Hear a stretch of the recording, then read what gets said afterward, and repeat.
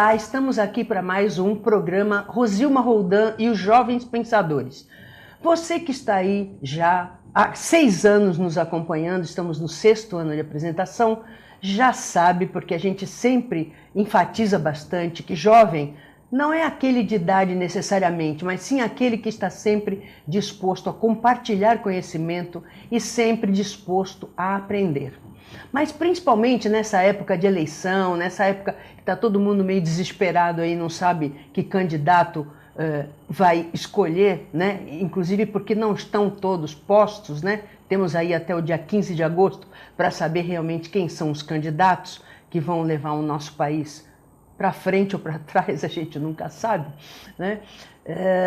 E a gente já está vendo aí grandes discussões, mas não se prenda em discussões, pense, duvide, crie pensamento próprio, não fique divulgando matérias que você não sabe quem mandou para você, não sabe a que pretexto. Então, pesquise em sites confiáveis para você poder comparar, veja se realmente aquela notícia não é falsa, porque no país dos mentirosos, será que vale a pena falar a verdade? A muitos interessa que todos sejam ruins, todos sejam canalhas, todos sejam mentirosos. Mas a gente sabe que muitas pessoas são honestas, muitas pessoas têm bastante competência, qualidades para levar o país para um patamar melhor. E claro, sempre com a ajuda da população, porque ninguém faz nada sozinho e nós temos que nos qualificar para fiscalizar os nossos governantes e participar realmente dos governos, né? Não podemos nos comportar como filhinhos do Estado, o papai resolve tudo para nós. Não é assim. Então, jovem pensador, pense, pesquise e vote. E aqui, hoje, eu tenho mais uma vez a grande satisfação de trazer um pesquisador, um inquieto, um grande pensador que acabou essa semana de lançar na Universidade Santa Cecília o Observatório dos Direitos do Migrante. E é disso que ele vai falar aqui com a gente. O que é o migrante, o que é o refugiado, qual o impacto que essas pessoas causam nos países que elas resolvem, para onde elas resolvem se refugiar. É correto receber, é correto não receber? Como é que é isso, professor? Boa tarde, é um prazer muito grande estar aqui. Boa tarde, Rosilma, eu que agradeço a oportunidade de novo de estar aqui. Esse programa é encantador já pela proposta, por isso que sejamos pensadores, né? Me parece realmente que essa foi uma grande percepção sua, né? De que jovem é um pensador sempre será um pensador, e se ele deixar de pensar, vai deixar de ser jovem. Então, é justamente essa inquietação, esse motor que nos move a não pensar nas coisas e porque pensamos nelas, acreditamos que é possível mudar, né? Esse contexto também político é importante, porque a gente não pode cair nesse clima de pessimismo que, olha, desse jeito que estão as coisas, não tem mais jeito, joga a toalha, esquece tudo. Isso é o velho que faz isso. E um pouco de comodismo também, né? Porque se a gente fácil. Acha que não pode fazer nada, não fazemos nada. As coisas todas as coisas que a gente quer que mude são difíceis. Se eu quero aprender a nadar mais rápido, quantas e quantas horas eu preciso ficar treinando lá dentro da piscina para nadar um pouquinho mais rápido? Para mudar a sociedade, muito mais, tem muito mais coisas para serem mudadas. Verdade. Então dá trabalho, efetivamente. Mas hoje lhes apresentar algumas ideias então sobre os migrantes, né, e sobre os direitos dos migrantes. O que é o Observatório dos Direitos do Migrante, que acabou de ser criado, né, e lançado agora, dia 12 de junho, né, Isso. Na Unisanta, aliás, tive a honra de estar presente, uma solenidade muito bacana, com depoimentos de pessoas migrantes, né, muito Sim. emocionantes e emocionados, né? Sim, a fala do Salam foi muito bonita, né, como refugiado, com toda a sua vivência, foi realmente emocionante. E uma ocasião importante para a cidade de Santos, para a região, para o país, porque, assim, o que é o observatório? O observatório é um espaço que congrega pensadores, né, com jovens pensadores, pesquisadores que vão organizar a informação que está disponível sobre o tema dos migrantes e sobre os seus direitos. Veja, as informações são bastante desencontradas. A gente vai desde relatórios internacionais sobre a situação dos migrantes. Então, tem um relatório anual que é feito, por exemplo, pela Organização Internacional das Migrações, né? Ela chama-se Global Trends, né? Então tem um panorama. Lá você encontra alguns números desse fenômeno. Então, estima-se que tem 244 milhões de imigrantes internacionais pelo mundo. Isso está no relatório de 2018. Mas no mesmo ambiente internacional, você pode entrar na Organização das Nações Unidas e entrar nos sites relacionados à migração do Acnur, identificar, por exemplo, que a estimativa atual deles é 257 milhões. Então, quem está certo, né? 244 milhões ou 257 milhões de imigrantes internacionais. Os dados sempre, lógico, são estimações, porque são fenômenos muito gigantes, né? Pensa que está lá, chegando 500 pessoas por dia, muitos agora não em são Roraima. Registrados, né? Escapam desse registro. Porque tem o mundo da irregularidade também, o migrante irregular. Né? Sim, sim. Mas pensa hoje, né? Hoje está chegando todo dia 500 pessoas lá em Roraima, dos venezuelanos que estão em fuga e vindo para o Brasil. Então, esse grupo, assim, já se estima que está entre 40 a 50 mil pessoas. Então, se ali naquele pontozinho, né, nós temos um número inexato, né, é 40 ou é 50? É muito diferente, né? Isso acontece no fenômeno global, quer dizer, você não tem como a gente controlar completamente qual o número de imigrantes. Então, nós só trabalhamos com estimativas. Mas dentro dessas estimativas, é preciso que, dentro de um núcleo de pesquisadores, a gente entenda e fatie a realidade. A realidade dos migrantes é muito díspare, tem de tudo. Tem gente que está aproveitando para ter uma nova oportunidade de trabalho, está migrando. Então, do fenômeno das migrações internacionais, aproximadamente 150 milhões de pessoas mudam de um país para outro em busca de trabalho e melhores condições de vida. E existe uma diferença de conceito entre migrante e refugiado. Isso. Qual seria essa diferença? O migrante é como que o pai de todos, é o nome mais amplo de todos. Que inclui, inclusive, a migração dentro do próprio país e a que vem também do exterior ou que vai do país para o exterior. Migrante é aquele que se movimenta. Que se movimenta. Assim, aquele que está num processo de migração. De migrar, o processo de migrar. Hoje em dia nem se fala de migração como se fosse ponto inicial e ponto final. Sim. As pessoas todas hoje trabalham com a ideia de processo migratório. Eu estou indo, depois irei para um outro, depois para um outro, coisa assim, porque a vida globalizou-se muito, as oportunidades de movimentação também aumentaram muito. Então, migrante é todo aquele que se movimenta. Dessa categoria geral de migrante, eu posso separar migrante internacional e nacional. Ou seja, a migração internacional, que eu transcendo uma fronteira entre estados, e a migração interna, que é o que se faz dentro do seu próprio país. Então, o rapaz de Pernambuco que vem até São Paulo, o gaúcho que vai lá para Manaus. Essa migração é a migração interna. Do ponto de vista internacional, da migração internacional, a gente pode, dependendo de onde eu esteja fixado o meu olhar, a gente vai chamar de emigrante ou imigrante. Imigrante se ele está entrando e emigrante se está saindo. Mas tudo depende, pode ser um emigrante do Brasil e vai ser um imigrante na Itália. Então ele chegou. Então o emigrante e o imigrante é o migrante internacional. Sim. Essa migração internacional, que tem esse quantitativo de 257 milhões, em que metade, isso que é o duro, e aí entram os problemas que são necessários a gente estudar com mais calma. Metade desse fluxo migratório internacional é de migração não voluntária ou forçada.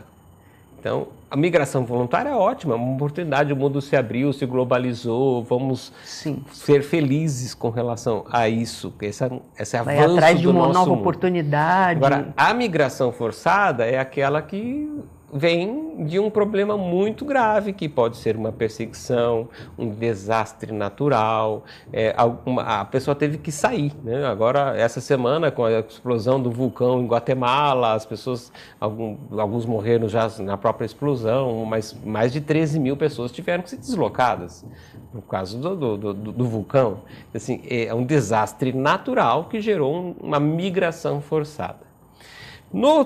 Então, na migração internacional, eu tenho a migração voluntária e a migração forçada. Dentro da migração forçada, eu posso dizer assim que existem então aqueles fenômenos naturais que causam a migração, um tsunami, um deslizamento de terra aqui no Rio, que teve também, que foi muito grave. Sim, quer dizer, Mariana. Então, Mariana, então há desastres que geram a migração forçada.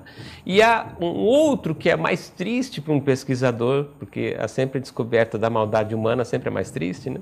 É mais fácil, a gente pensa naquele ditado, né? Mais difícil de resolver também. Quando eu era ignorante, eu era mais feliz, né? Porque a gente ver a maldade sempre é mais triste. Sempre. Que é a migração decorrente da perseguição. Perseguição por motivos religiosos, políticos, opções sexuais, grupos sociais, étnicos, raciais. Então, estas perseguições que levam a pessoa a ter um medo quanto à sua própria vida, a ter medo quanto ao seu próprio bem-estar, e exigem que as pessoas fujam também. Essas fugas de países em conflitos, de países com perseguições, geram um montante, hoje, grave, de 65 milhões de pessoas. Então, é um montante muito alto, sério, e aí está o capítulo do refugiado. Mas eu precisaria explicar o que é o refugiado ainda, né? Quer dizer, o refugiado é um termo jurídico, né? Assim como eu falo assim, ele não é um migrante voluntário. Não é um migrante voluntário, é um migrante forçado. Mas o que aconteceu? Esse regime de refugiado nasceu em 1951 por uma convenção internacional que quis resolver um problema. Não quis criar um direito, quis resolver um problema.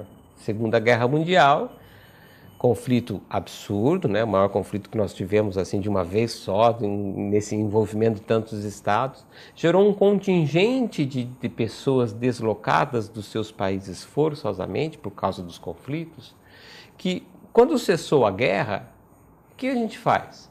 Faz esse povo todo voltar para sua terra?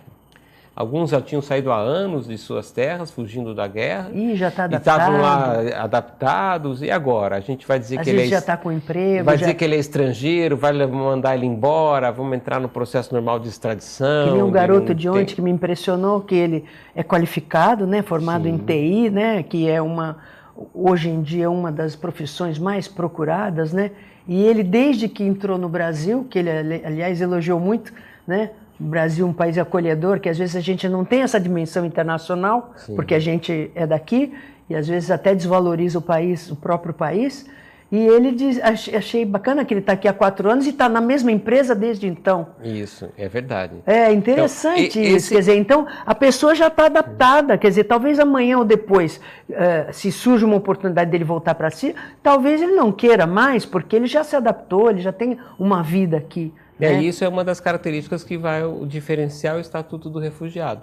Então, a ideia nasceu com isso já, nasceu com essa proposta de que um estrangeiro que teve que se situar em outro país por uma relação forçada e depois ali se estabelece, ele teria o direito, então, assegurado de não ser devolvido.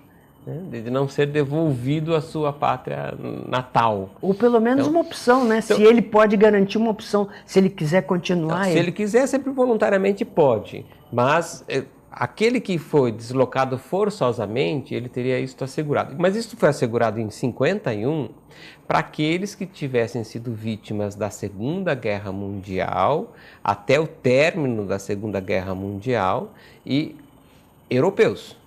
Então, esse é o contexto. Porque então, realmente, na época, houve uma grande fuga para cá. Sim, né? E nasceu para resolver o problema. Assim, o que a gente vai fazer? Tem que resolver o problema.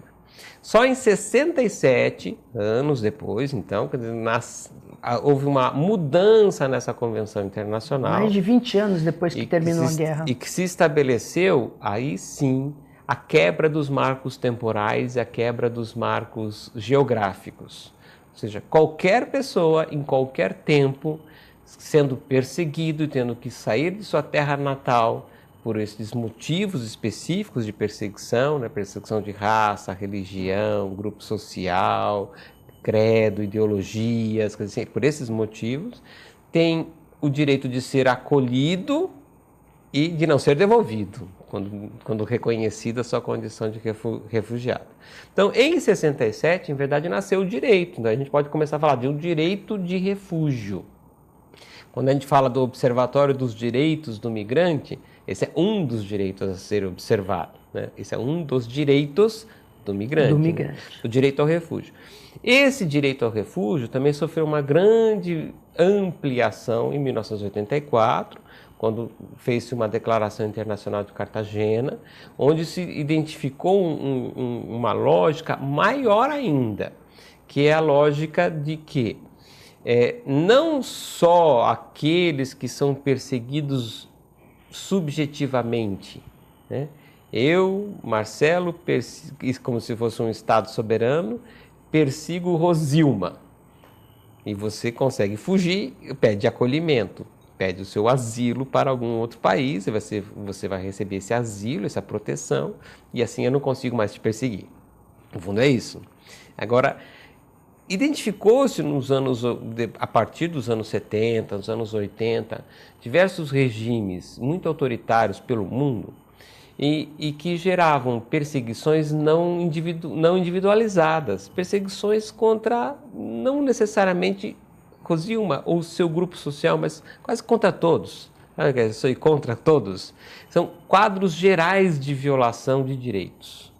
Assim, eu já não estou assegurando nada de direitos básicos. Mas identificando nenhum grupo social? Nem mesmo identificando grupos sociais. É um estado geral de violação dos direitos humanos. Uma grave geral violação dos direitos humanos. Como se todos perseguissem todos? Como se o povo não importasse.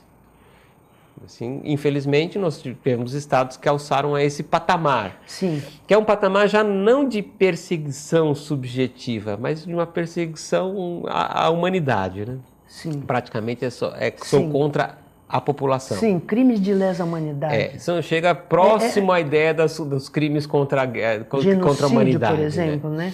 O genocídio seria um tipo de crime já assim. Já é um crime, já tem uma proteção maior ainda para isso. Então, essa situação de grave e generalizada violação dos direitos humanos também hoje se entende, desde 84 para cá, e a nossa lei brasileira reconhece isso expressamente, desde 97, reconhece que essa situação também é de refúgio. Então, eu posso refugiar alguém porque está sofrendo uma grave violação de um conjunto de direitos humanos na sua terra natal. Então, não sei se esse exemplo vai servir para que fique mais claro. Qual é o papel do observatório? Quando a gente vai olhar um dos direitos do migrante, dando exemplo esse direito do refúgio, a realização desse direito depende de uma série de outros direitos que precisam ser construídos e respeitados. O direito de refúgio é lindo no Brasil, está perfeito, conquistado na lei. O procedimento administrativo do Ministério da Justiça é muito bom, podia ser mais rápido, demora 2 anos. Então, mas ele é bem feito, ele tem qualidade. Esses 2 anos pode o refugiado... Só que o problema é que, enquanto o direito de refúgio está bem resolvido, não está resolvido a moradia do refugiado, o trabalho do refugiado, a alimentação do refugiado, a educação do refugiado, a inserção social do refugiado. Muitas vezes vem com criança. Todos os cuidados necessários para o grupamento, para esse subgrupamento de refugiados que chamamos de crianças. Uhum. Por quê? Porque é muito grave. Muitas vezes vem, como estamos vivendo essa semana, a situação de 2 crianças aqui em Santos que vieram como refugiadas, chegaram na condição de refugiados, sem a família. Assim, olha a situação estão sozinhas, grave, não tem pai, ou nem seja, mãe, nada. Então não adianta eu assegurar o refúgio, eu preciso assegurar a reunião da família, que a família achar onde está a família dessas crianças para que elas possam se juntar. E aí nesse trabalho a Cruz Vermelha é muito importante, porque ela tem uma grande expertise nisso, a gente vai trabalhar junto com a Cruz Vermelha dentro do observatório. Então, a ideia do observatório, eu acho que fica bem traduzível se a gente conseguir pensar assim na ideia da lupa, né? Não é simplesmente olhar para os direitos. O migrante tem direito? Tem, todos os que nós temos. Sim, aí tá não fica então, só na acabou. visão acadêmica. Não, é ir muito mais perto da realidade, enxergar com aquela lupa bem a fundo e ver qual é o problema cotidiano de exercício desses direitos. É muito difícil conquistar a situação de estabilidade para um refugiado. Ontem, no depoimento do Salam, ele está contando, quer dizer, há 4 anos ele vivencia isso. Quer dizer, há 4 anos, hoje ele está bem. Depois de 2 anos, ele comentou, né? Depois de 2 anos ele já estava bem situado.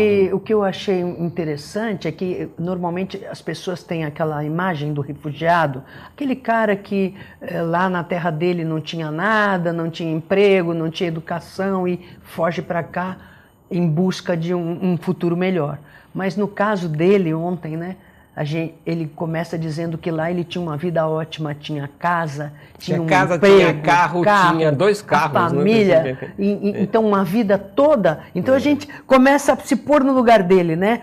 Uma pessoa que estudou, que tem um nível superior em tecnologia da informação, que é uma das profissões hoje mais prestigiadas, e por isso ele tinha um bom salário, ele tinha uma casa, ele tinha toda uma vida montada com a família, com a mãe, ele mencionou a mãe, a mulher, tudo, e de repente, por causa da guerra, ele perde tudo. E se vê na rua, e se vê obrigado a fugir, porque ele tinha aí que defender, já não era nem mais os bens que ele tinha perdido, mas a vida. Quer dizer, então é um soco no estômago, porque você diz, caramba, aí você se põe no lugar, né? É a solidariedade, né? Que eu acho, nesse ponto, o mais importante, você ser capaz de se pôr no lugar do outro. É muito delicado, logicamente, porque esse fluxo de pessoas é muito grande.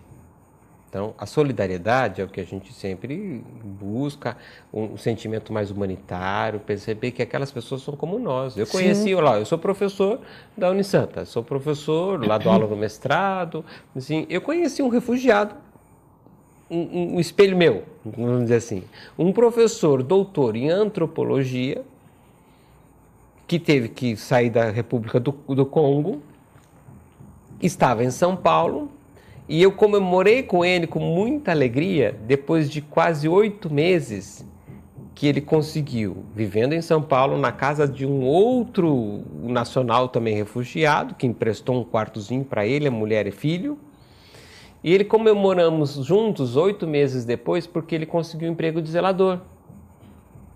Ele estava longe de reconstruir a sua vida. Olha, professor doutor, era um catedrático de uma universidade, professor de mestrado, doutorado, tudo assim, uma vida parecida, era o meu espelho, quer dizer, é o que eu faço, é o que ele fazia lá.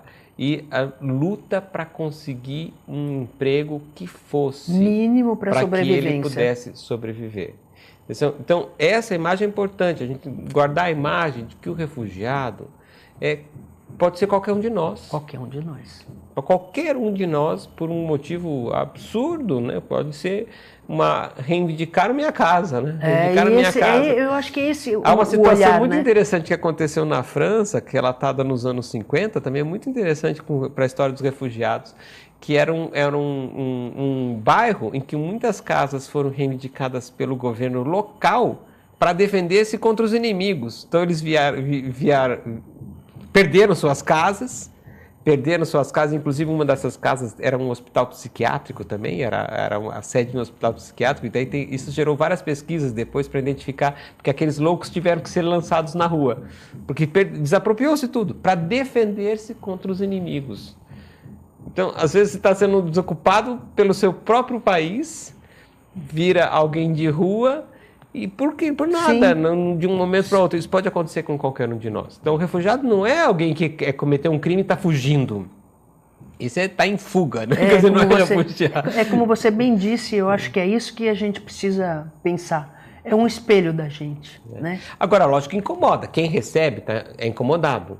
É muito tranquilo eu ficar na minha casa, tá lendo o meu jornal. Não, e não é também. A gente também tem que pensar, por exemplo, no caso de Roraima, né, que é um estadinho pequenininho, e aí ele tem toda uma estrutura e está recebendo aí 500 pessoas todo dia, todo mundo lá na praça.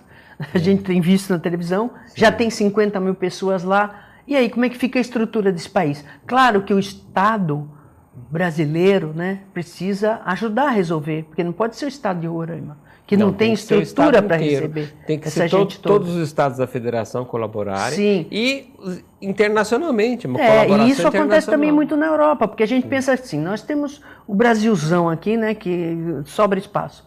Então a gente não se preocupa muito com a imigração.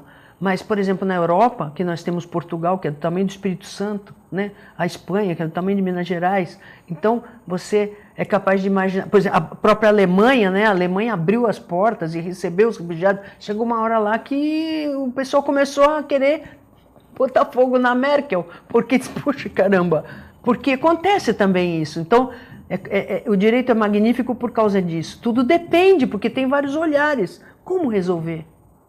E veja, os nossos desafios são grandes, né? Quer dizer, assim, no observatório, a nossa intenção é, assim, tem um norte de escolha. Assim, todos os direitos são importantes. Não há dúvida que todos os direitos de todos nós somos importantes. Nosso rol de direitos humanos está na Constituição, não é à toa, porque todos têm uma grande relevância. Mas há uma escolha nossa, porque como a gente só consegue abranger um tipo de pesquisa e um norte de pesquisa, que é relacionado ao nosso programa de mestrado, que é escolher o direito da saúde. Então, a saúde do migrante é a nossa preocupação central, assim, porque nós temos várias pesquisas e investigações já desenvolvidas e outras a se desenvolver. O tema da saúde é muito delicado, especialmente no que diz não simplesmente a questão das barreiras sanitárias, das doenças infecciosas, não é essa a preocupação. É a saúde mental. Principalmente. Que é a saúde escondida. É a saúde que nós não percebemos estar doentes. Porque essa, inclusive, leva à morte civil. Pode levar à morte civil, né? Morte em vida. Pelo menos a morte social já leva, né? Assim, porque eu tenho que me retirar do grupamento. Veja, todos nós estamos sujeitos a grandes condições insalubres de vida. É louco isso. Assim, são opções que nós construímos na nossa sociedade. Então, nós acordamos e começamos a trabalhar num horário que não é natural. Não é natural. A gente não acorda com o sol, e não vai trabalhar na hora que acorda normalmente. Então, a gente já cria um artificialismo para a hora de acordar. Construímos uma vida em que a gente não tem horário para almoçar. E quando almoça em lugares que são de duvidosa qualidade. É porque a gente tem que economizar. Depois sofre as consequências disso, né? Das alimentações não tão saudáveis. Construímos a nossa vida para passar o dia inteiro trabalhando, ir para casa descansar e no outro dia voltar. Trabalhar, descansar e voltar. Quer dizer, nós construímos um padrão de vida insalubre. E às vezes com momentos muito fortes, né? Passo 8 horas por dia, grande parte da população passa 8 horas por dia ou mais com pressão. Já terminou o trabalho? Já deu conta de tal recado? Já entregou somos obrigados a obedecer um padrão que não é nosso. Olha, tá lá, encerrar, estourou. Infelizmente, nós vamos ter que interromper, mas já está convidado para continuar essa conversa, porque o Observatório dos Direitos do Migrante é um programa, um projeto, uma iniciativa muito importante, é um diferencial para a cidade. Acho que nós voltaremos para apresentar os resultados. E não só isso, eu acho até, talvez quem esteja nos assistindo, não sei, porque existem muitas pessoas curiosas que gostariam, que até têm suas graduações, que até gostariam, quem sabe, participar do grupo de pesquisa e que se interessam pelo assunto, né? Então, já está convidado para voltar. antes dos resultados, até para a gente aperfeiçoar, porque doença mental é um tema que me é muito caro, né? Às vezes a gente se preocupa muito com a saúde física, mas a mental a gente não presta atenção, e é essa realmente que segrega, né? Então já está convidado para voltar. Obrigado. E espero que vocês tenham gostado do programa de hoje, convidando vocês para estar com a gente novamente sábado que vem às 15 horas, com reprise segunda-feira às 17h30. E antes de terminar o programa, eu queria mencionar aqui que está assistindo o nosso programa o Dr. Milton Marcelo Ram, está aqui só observando se a gente está falando tudo certinho. Está aqui assistindo o nosso programa e convidando você para também assistir o programa quando estiver no nosso canal no YouTube, Rosilma Roldan, para assistir e rever quando quiser. Até lá, espero vocês.